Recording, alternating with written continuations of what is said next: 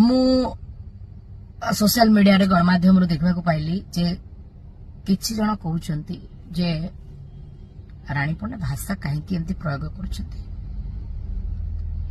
जो माने कहउछंती आगे मु सेमान को कहूची मु सब बेले कहिची रानी पंडा ठारू भद्र ए दुनिया रे केही नाही। रानी पंडा तार छिड़ी गले ता मुंड किछि काम करबोनी निहाती भाबरे से दो अखरी सुनेबो। काहे की कहूची कोन पई कहूची कारण कोन सेमिति किछि कारण नथाई रानी पंडा केबे भी व्यवहार खराब करेनी काहाको कि भाषा बिना कारण रे बाहर करेनी। जो माने कहउचंती से माने थोड़ा विचार करंतो रानी पंडा कोन पई भाषा कहूची काहे की कहूची कारण कोन। आपण माने मो जगह को आसंतु आपण माने भी निहाती भाबरे भाषा कहिबे। जो माने